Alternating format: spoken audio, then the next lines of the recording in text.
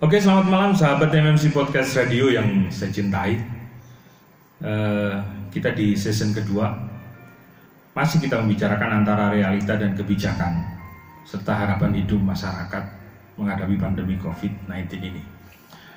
Sahabat yang saya cintai,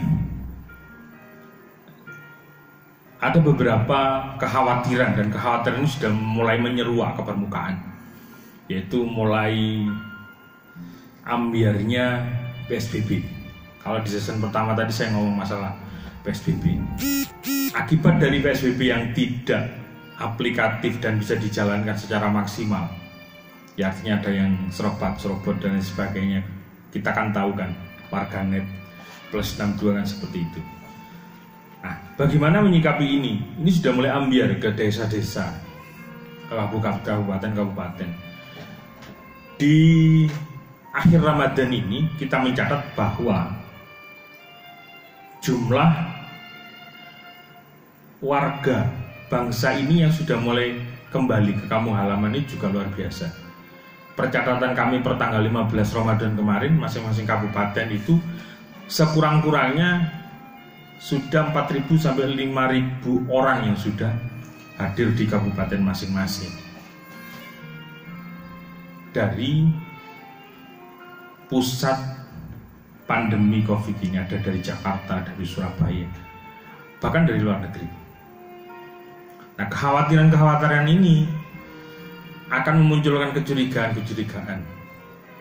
Andai kata beban ini menjadi tugas provinsi dan kabupaten, saya yakin hari ini sudah dilakukan rapid test massal. Seperti janji Pak Jokowi juga, satu hari 10.000 rapid test. Tapi kan hingga hari ini kebijakan itu kayaknya belum ada.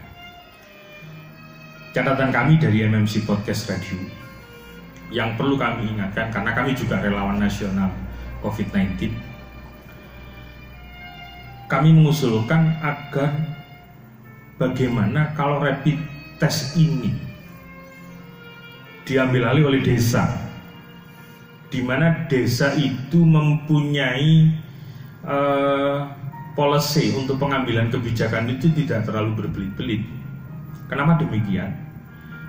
Kalau di provinsi masih nunggu DPRD provinsi diputuskan dan lain sebagainya, kabupaten juga demikian, mungkin nggak ada dananya dan sebagainya. Masa kita nunggu ini penyebarannya sampai sedemikian sehingga kita tidak bisa melakukan apa-apa?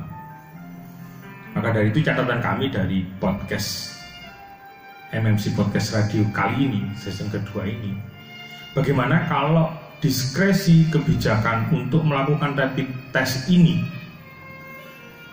dialihkan ke pemerintah desa untuk melakukan itu. Asumsi kami sederhana, bahwa ketika per tanggal 15 Ramadan kemarin ada laporan ke kami itu kurang lebih 4.000 sampai 5.000 orang. Kalau itu didanai langsung oleh rapid test itu dilakukan oleh kabupaten atau provinsi, mungkin agak kesulitan. Tapi kalau memang ada, silakan segera di-drop anggaran itu ke desa-desa. Dan desa-desa inilah yang melakukan rapid test itu. Asumsinya sederhana, kalau satu kabupaten 45.000, mungkin di desa itu tidak sampai 10, lebih pun mungkin tidak sampai 20. Itu catatan kami. Dan kami berharap terobosan ini dalam rangka mempercepat proses kita mengetahui siapa yang reaktif terhadap COVID ini. Sehingga kesannya COVID ini akan tertangani dengan maksimal. Itu mungkin catatan kami, sahabat podcast radio. Mudah-mudahan ini bisa didengarkan oleh pengambil kebijakan, baik dari nasional maupun provinsi maupun kabupaten. Dan kami berharap kawan-kawan kepala desa itu jangan dipersalahkan kalau mengambil diskresi ini, karena ini usulan kami kepada nasional waktu kemarin rapat daring dengan tim relawan nasional, agar diskresi ini diambil oleh desa. Dan kami berharap desa proaktif untuk melakukan itu. Manakala memang sudah ada rapid test itu di kabupaten, tolong itu diturunkan di kecamatan, di puskesmas tingkat kecamatan atau di rumah sakit kelas D.